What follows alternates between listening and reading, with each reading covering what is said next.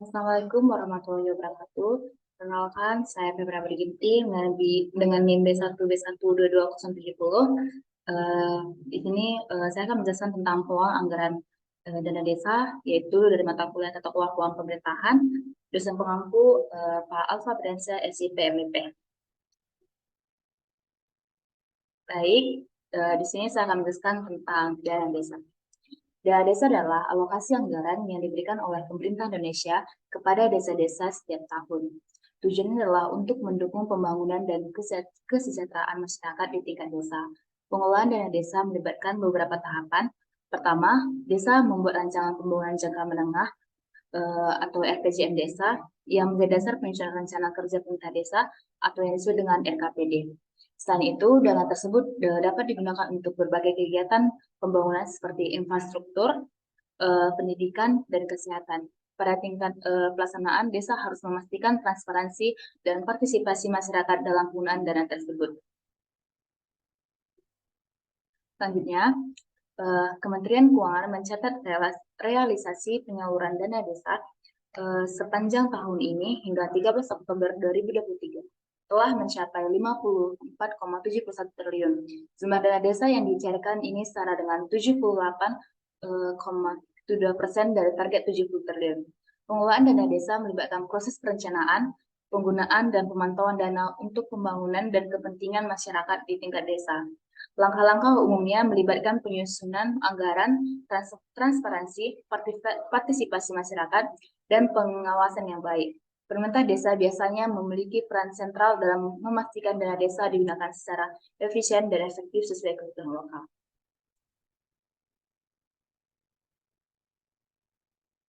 Selanjutnya, fenomena penyalahgunaan dana desa menimbulkan kegundahan bagi masyarakat dan pemerintah pada umumnya. Karena jika ingin dianalisis lebih lanjut, sebenarnya pemerintah telah menetapkan berbagai aturan dan pedoman terkait dana desa yang harapannya memudahkan dalam pelaksanaan pengelolaan dana desa sehingga tidak menimbulkan multitafsir dan bahkan menimbulkan potensi kecurangan dalam pelaksanaannya.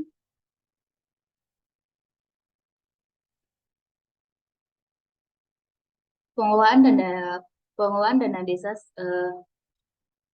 salah satunya prinsip penting dalam tata kelola pemerintahan yang baik adalah transparansi dalam hal keuangan. Untuk memegang dan melaksanakan prinsip ini, maka harus diterapkan dalam mengatasi setiap masalah keuangan desa. Dalam pengelolaan keuangan desa, seringkali masalah yang dihadapi adalah efektivitas dan efisiensi, prioritas, kebocoran dan penyimpangan, serta rendahnya profesionalisme. Pengelolaan keuangan yang baik berpengaruh signifikan terhadap pengelolaan pemerintah desa. Oleh karena itu, asas-asas dalam pengelolaan keuangan desa perlu diterapkan. Prinsip atau asas transparansi sendiri adalah sikap membuka diri terhadap hak masyarakat untuk memperoleh informasi yang benar, jujur, dan tidak diskriminatif tentang pengelolaan keuangan desa dalam setiap tahapannya, baik dalam perencanaan dan penganggaran, pelaksanaan anggaran, pertanggungjawaban, maupun hasil pemeriksaan dengan tetap memperhatikan perlindungan atas hak asasi pribadi, golongan, dan rahasia desa. Prinsip berikutnya yang harus dilaksanakan bersama dengan transparansi adalah prinsip memegang akuntabilitas. Yang dimaksud dengan akuntabilitas adalah asas yang menentukan bahwa setiap kegiatan dan hasil akhir dari kegiatan penyelenggaraan pemerintah desa, khususnya pengelolaan keuangan desa harus dapat dipertanggungjawabkan kepada masyarakat atau rakyat sebagai pemberi mandat kekuasaan kepemerintahan desa. Dengan transparansi dan akuntabilitas, maka akan tercipta tata kelola pemerintahan desa yang baik dan terencana, yang baik dan terpercaya dalam urusan keuangan. Alokasi dana desa atau ADD yang dikuncurkan pemerintah pusat maupun dari APBD kabupaten harus diumumkan secara transparan kepada masyarakat. Selanjutnya, ini beberapa kasus korupsi yang dilakukan oleh kepala desa. Dapat dilihat di sini, mantan kades korupsi 225 juta dana desa untuk karaoke setiap hari. Selanjutnya itu ada kasus tilep dana desa 927 juta, Kades diambas terancam 20 tahun penjara. Dan lagi kasus buronan 5 tahun DPO korupsi dana desa diringkus di Malang. Contoh selanjutnya itu ada korupsi dana desa, Kades diserang Banten dituntut 4,5 tahun penjara. Inilah dari banyaknya kasus korupsi di desa. Selanjutnya itu modus korupsi dana desa. Yang pertama itu membuat rancangan anggaran di atas harga pasar.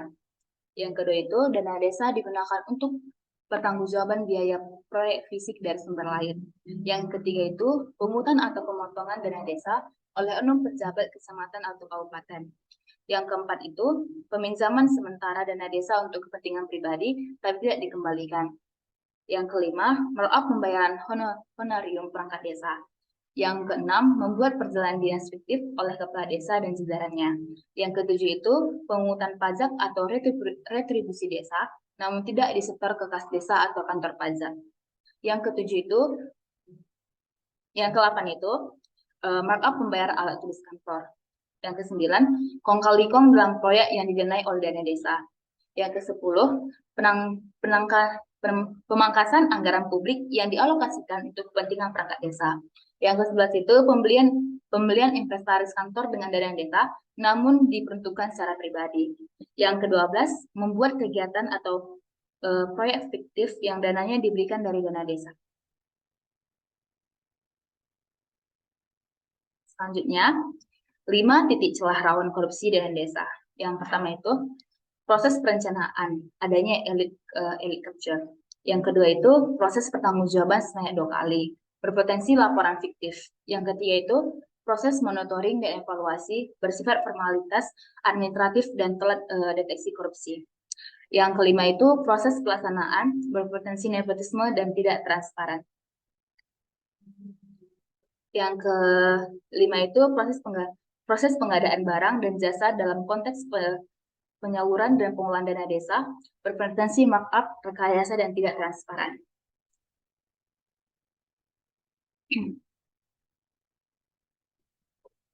Selanjutnya itu ada dampak korupsi dana desa. Yang pertama itu ada kerugian keuangan negara, yang kedua kerugian sosial, yang ketiga kerugian politik, yang keempat hambatan pembangunan, yang kelima hilangnya kepercayaan publik, yang keenam kerusakan lingkungan. Yang pertama itu kerugian keuangan negara. Korupsi dana desa menyebabkan kerugian keuangan negara yang seharusnya digunakan untuk pembangunan, infrastruktur, dan pemberdayaan masyarakat desa. Yang kedua itu kerugian sosial.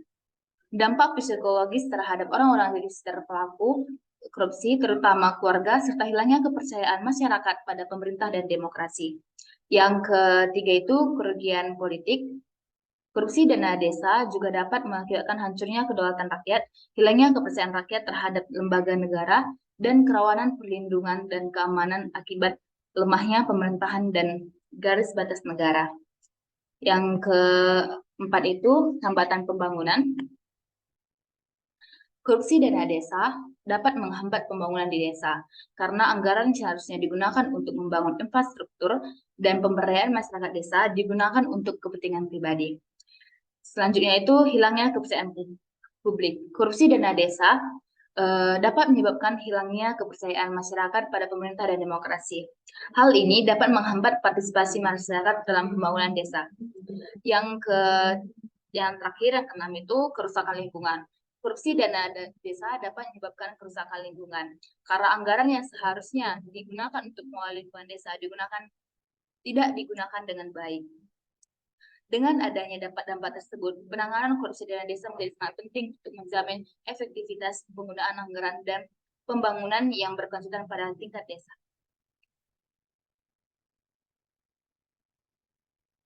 Selanjutnya itu mengukur dampak korupsi di desa. Yang pertama itu monitoring dan evaluasi. Yang kedua itu evaluasi dampak. Yang ketiga itu pengawasan keuangan. Yang keempat itu partisipasi masyarakat dalam pemantauan dan evaluasi.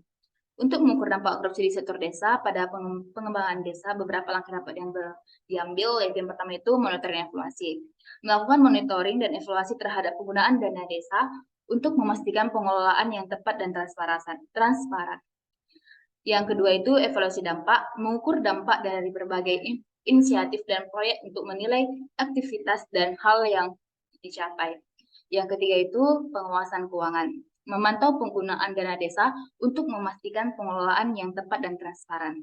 Yang keempat itu partisipasi masyarakat dalam pemantauan dan evaluasi, melibatkan partisipasi masyarakat dalam proses pemantauan dan evaluasi untuk mewujudkan tata kelola desa yang lebih baik dan bebas korupsi. Dengan melibatkan berbagai pihak dan melakukan pemantauan serta evaluasi secara transparan, diharapkan dapat mengukur dampak korupsi di sektor desa pada pengembangan desa.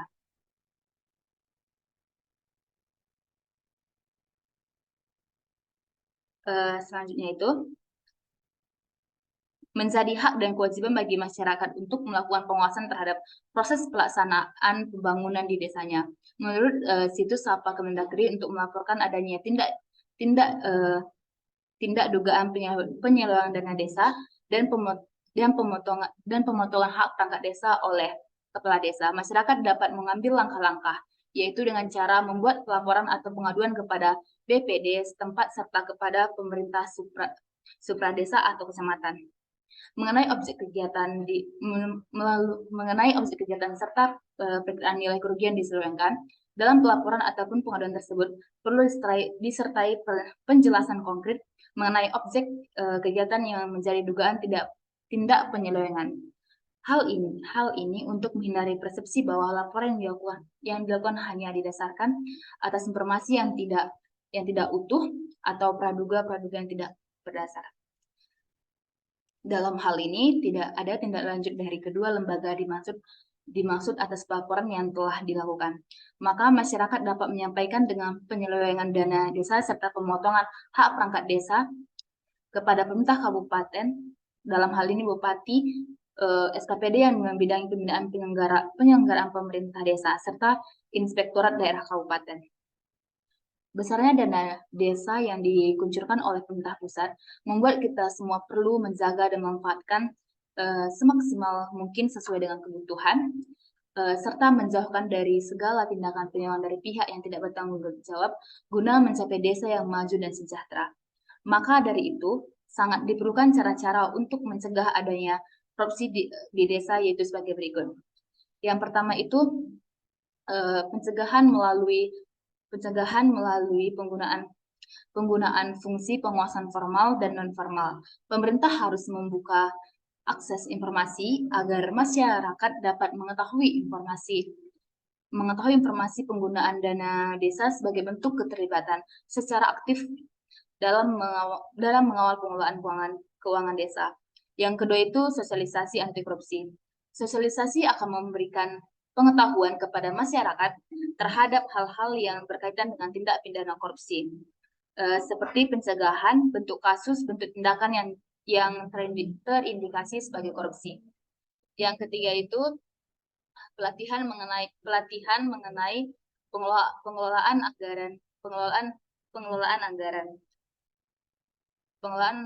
pelatihan melalui pelatihan mengenai pengelolaan anggaran. Pelatihan berguna untuk meningkatkan kompetisi dari perangkat desa yang bertugas mengolah dana sehingga dapat terhindar dari ketidakpahaman dan minimalisir risiko dalam mengolah keuangan desa yang dapat berujung tindak pidana korupsi. Yang keempat itu penindakan dan pemberian efek jerah. Selain masyarakat yang harus berperan aktif dalam mencegah tindak pidana korupsi, kepolisian, kejaksaan, dan KPK harus mempunyai koordinasi yang baik sebagai penegak hukum untuk memproses secara pidana. Selain itu dapat juga dilakukan pemecatan atau pemberhentian terhadap perangkat desa yang terbukti melakukan korupsi. Yang kelima itu evaluasi dan perbaikan penyaluran dan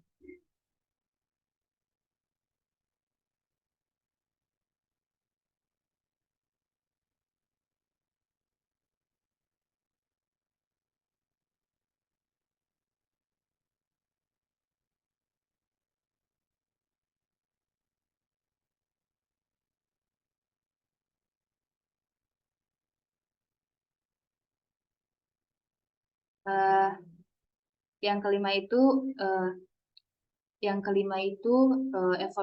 evaluasi dan perbaikan penyaluran dana pengelolaan dana desa. Evaluasi menjadi sangat penting agar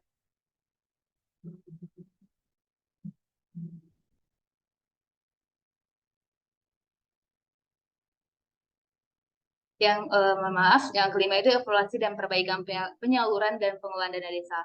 Evaluasi menjadi sangat penting agar agar agar evaluasi menjadi sangat penting agar tidak terjadi kasus tindakan pidana korupsi di desa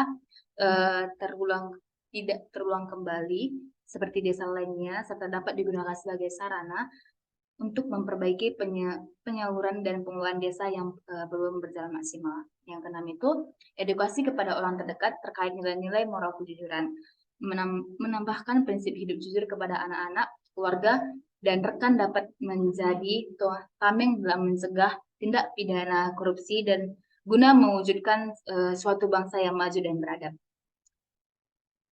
Selanjutnya itu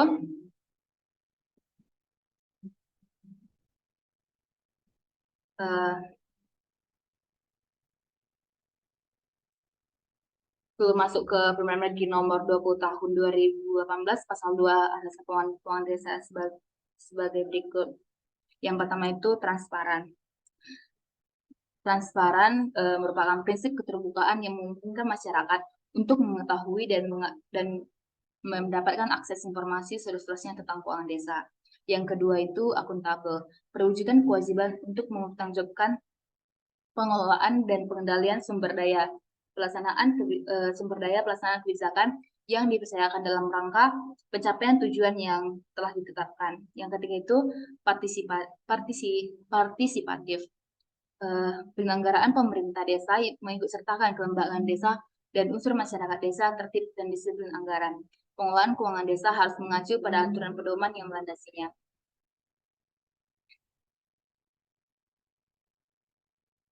Ini merupakan solusi dari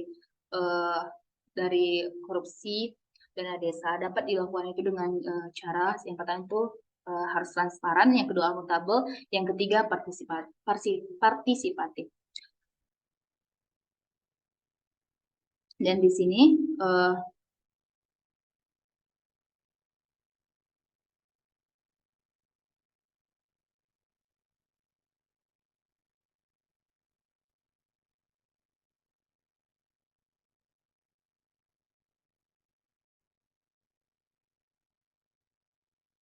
dan di sini kami pernah melakukan wawancara ke sekretaris desa di Mendalo Darat, di mana berdasarkan hasil wawancara kami di desa Mendalo Darat dalam menyusun anggaran keuangan sudah transparansi, akuntabel, dan partisipasi. Dapat kita lihat dari penjelasan salah satu perangkat desa, yaitu sekretaris desa yang biasa dikenal dengan Pak Agus, di mana kami dapat hasil wawancara dan penelitian kami yang telah kami catat serta sumber yang diberikan oleh perangkat desa Mendalo Darat, yaitu meliputi proses siklus penyusunan APB desa mulai dari proses penyusunan sampai pada tahap pelaporan, yaitu yang pertama membuat RPJMDes, dasarnya Permendes nomor 21 tahun 2020 melalui penyusunan RKPDS dibentuk tim RKPDS oleh kepala desa, kemudian tim RKPDS mencermati apa yang ada di RPJMDes, kemudian kepala dusun melaksanakan musyawarah dusun. Setelah itu dirapatkan kembali dan dilaksanakan musrembang desa. Setelah musrembang desa, RKPDS dapatlah ADD atau alokasi dana desa. Selanjutnya disusun menjadi APDes melalui musyawarah DPD. Setelah itu untuk belanjanya memakai sistem keuangan desa. Ada juga namanya DPA. Disitulah pemerintah desa melakukan pencairan sesuai dengan kebutuhannya. Setiap bulan sebelum tanggal 10, di bulan berikutnya semua identitas semua belanja dan termasuk pajak, kemudian kemudian setelah itu sebelum tanggal 10 pemerintah harus sudah melakukan melakukan rekonsiliasi kecamatan selaku pembinaan pemerintah selaku pembinaan pemerintah desa untuk memeriksa laporan SPJ, surat pertanggungjawaban, yang dilakukan setiap bulan. Jadi saat ini pemerintah desa sudah melakukan tahapan-tahapan pengeluaran pembersihan itu setiap bulan sesuai dengan kebutuhan desa. Tapi jika kalau ada pembangunan, bisa jadi pemerintah bisa jadi pemerintah eh, tapi jika kalau ada pembangunan bisa jadi pemerintah desa melakukan dua kali penarikan. Bendahara desa tidak boleh memegang uang lebih dari 20 juta ataupun lebih dari 20 juta, tidak boleh lebih dari 10 hari, dan bendahara desa tidak boleh memegang uang kas. Jadi jika ada jilpa langsung dimasukkan ke rekening desa, ke rekening kas desa. Bendahara desa yang melaporkan dan mengeluarkan keuangan, tetapi yang menjalankan pelaksanaan kegiatan masing-masing pelaksanaan kegiatan di masing-masing kegiatannya. Jadi kepala desa, sekretaris desa, bendahara desa tidak berhak sama sekali memegang uang yang ada di desa. Jadi buat RAB ke sekretaris desa lalu diverifikasi menggunakan verifikasi lalu menggunakan jadi buat RAB ke sekretaris desa lalu ditandatangani kepala desa, kemudian kembali TKP. Lalu bendahara membuat registrasi pengeluaran yang ada di Siskudes atau sistem keuangan desa. Kemudian register itu ditandatangani kembali oleh kepala desa dan sekretaris desa selalu verifikasi, dan kemudian bendahara membuat cek dan diserahkan lalu diserahkan kepada pelaksanaan kegiatan untuk melaksanakan kegiatannya. Pelaksanaan kegiatan memberi laporan berupa surat pertanggungjawaban, lalu diserahkan kepada bendahara, kemudian bendahara membuat laporan keuangan desa kepada kepala desa. Jadi pengelolaan dana desa mulai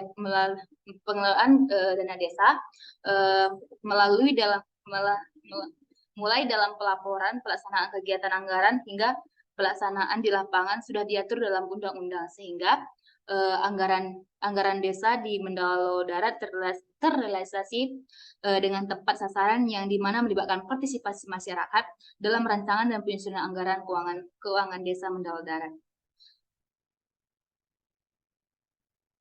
Dengan mekanisme musyawarah rencana pembangunan kementerian bank. Pemisahan dalam penatausahaan keuangan desa tersebut hanya pada kinya untuk melimpahkan kewenangan dan pembiayaan dari pemerintah pusat kepada pemerintah daerah. Tetapi yang lebih penting adalah kinya untuk meningkatkan efisiensi dan efektivitas pengelolaan sumber daya keuangan dalam rangka peningkatan kesejahteraan dan pelayanan kepada masyarakat.